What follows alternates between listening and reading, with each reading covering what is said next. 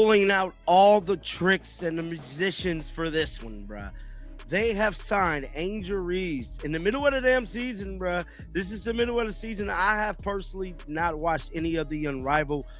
We know that their viewership has reached an all-time low, and them going to get Angel Reese is a desperate measure to try to save this 3-on-3 basketball. They're pulling out all the tricks in the middle of the season. Angel Reese is officially back with Unrivaled. And this isn't just a comeback story.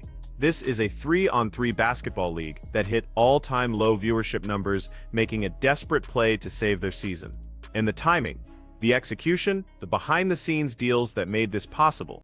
We need to talk about what's really happening here. On her podcast was something I've been noticing about Angel. I gotta be honest, that she been real quiet lately. She ain't been in a whole bunch of drama. She ain't been in a whole bunch of just other stuff that she normally be in. Seemed like she kind of toned her image down somewhat. Probably would be helpful for her. She haven't been doing a whole lot of stuff that I've seen online to garner her a bunch of attention. Here's what's interesting.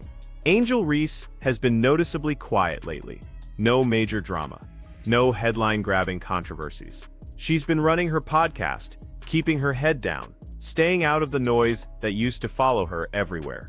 It's almost like she's been strategically repositioning her brand, and now, right when Unrivaled needs her most, she's suddenly available.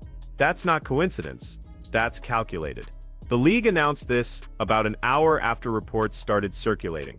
They didn't ease into this. They went full promotional blitz with the announcement that the biggest and baddest is back, returning to Team Rose. But here's what they're not telling you in those press releases. Now, this is a report from Yahoo Sports that came out about an hour ago. Like I stated, all of this information is coming out. It says WNBA star Angel Reese will return to Unrivaled to defend the championship. So you mean to tell me she could just skip the rest of the season and as her team get to the playoffs? I don't know, man. It's almost like a cheat code, bruh. They said that WNBA star Angel Reese is returning to Unrivaled on Wednesday. The Miami-based 3-on-3 basketball league announced Reese would be coming back for her second season for initially opting out. Not Yahoo Sports broke down the details. And this is where it gets complicated. Angel Reese initially opted out of the season. She made that clear in multiple media appearances at the beginning of the year. She wasn't coming back. That seemed definitive. So what changed? According to the report, Reese is returning to defend the championship with Team Rose. Last season, she was named the league's first ever MVP after making unrivaled history with the league's first 2020 game. 20 points, 20 rebounds in a single 3-on-3 matchup. That's the kind of dominant performance that defines a player's value. Lexi Hull was on that championship team. Calcalea Copper was there. They won it all, but here's the critical detail everyone's glossing over.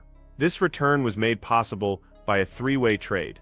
The second three-way trade in league history, and the trade details are deliberately vague. She is rejoining Team Rose, the team she helped win Unrivaled's inaugural title.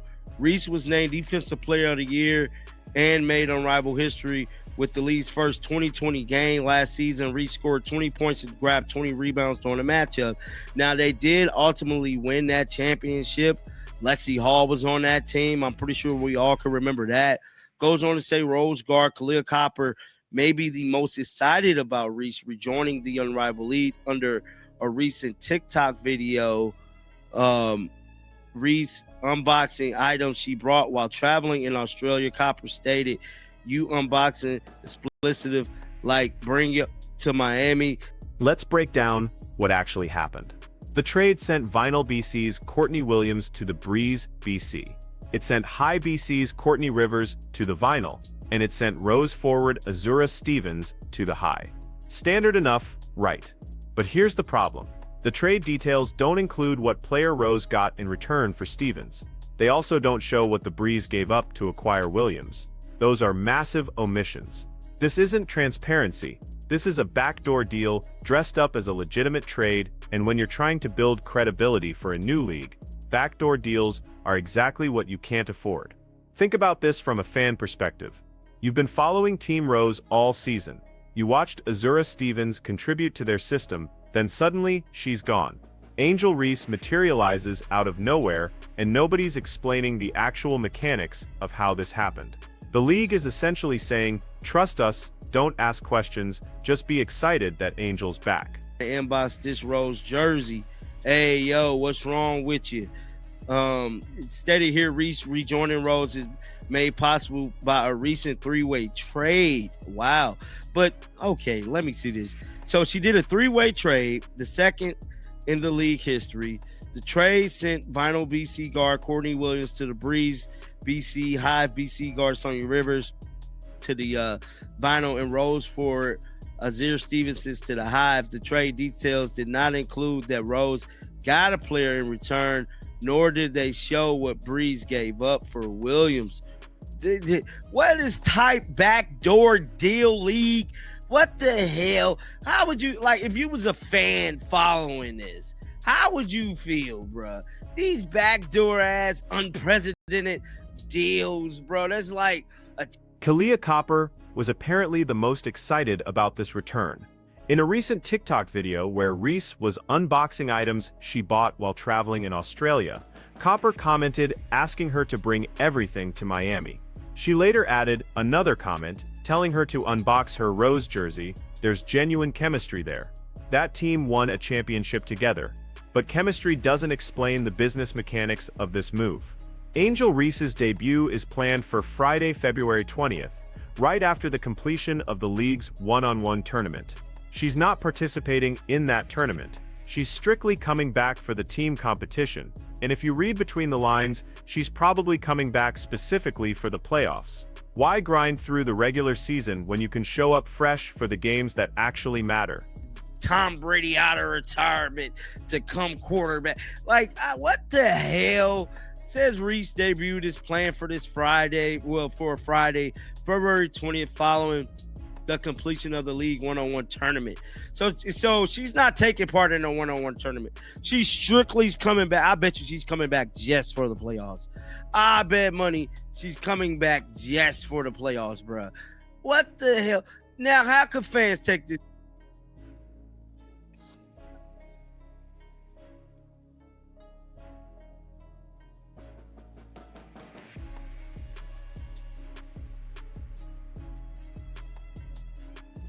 This is definitely an attempt to save the views, bro. This is the equivalent of Tom Brady coming out of retirement mid-season to quarterback a team straight into the playoffs. It fundamentally undermines the competitive integrity of the regular season. Every other team has been grinding, managing injuries, building chemistry through the ups and downs of a full season, and Team Rose gets to insert a former MVP right before the playoffs begin. The desperation is obvious. Unrivaled's viewership crashed to all-time lows. When you're a startup league trying to establish yourself as a legitimate alternative to overseas play, viewership is everything.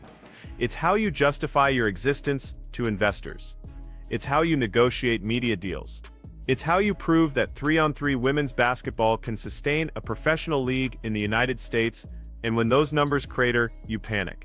You start pulling levers you probably shouldn't pull. You start making moves that prioritize short-term attention over long-term credibility. I mean, Angel Reese ain't what she was. Have y'all not seen the Angel Reese podcast reviews? I mean, it ain't what it was, bruh. I just hate to be the bearer of bad news, but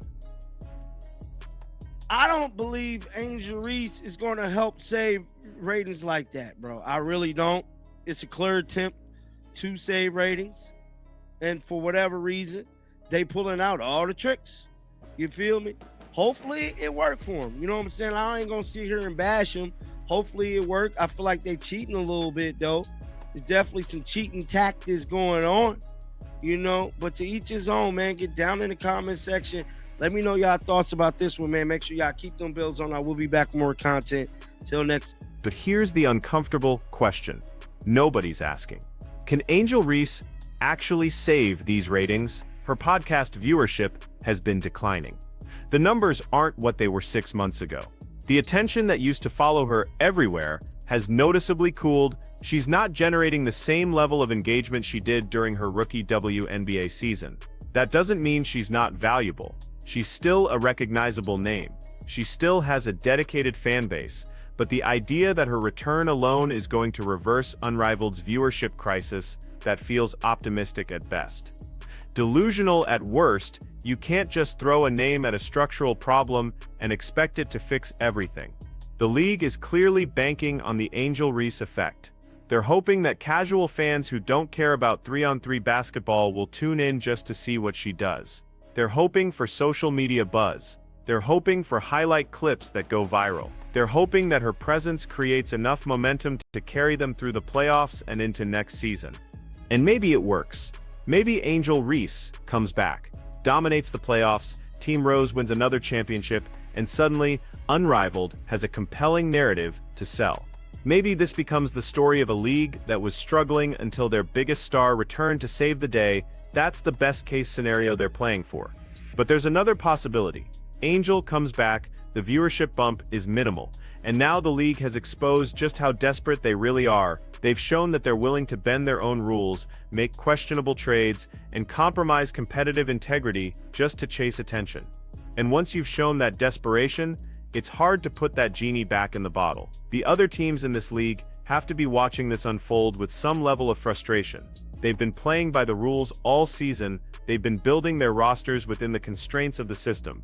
And now Team Rose gets to add a former MVP through a trade that doesn't even make sense on paper. How is that fair? How does that maintain competitive balance? This is a pivotal moment for Unrivaled, not just because Angel Reese is returning, but because of what this move represents. It's a league at a crossroads, trying to figure out if it's going to build sustainable credibility or chase short-term attention at any cost. 3-on-3 basketball has potential. The format is exciting, the pace is fast, the skill level is high, but you can't build a league on gimmicks and desperation moves. You need consistent viewership. You need fans who care about the competition itself, not just individual star power. You need a product that stands on its own merits. Angel Reese's return might generate headlines for a week. It might spike viewership for a few games. But unless Unrivaled figures out how to create sustained interest in their product, this is just a temporary band-aid on a much deeper wound. The league needs to answer fundamental questions about what it is, who it's for, and why fans should care beyond just seeing WNBA stars play in the off-season. The trade itself reveals how fragile this whole operation is.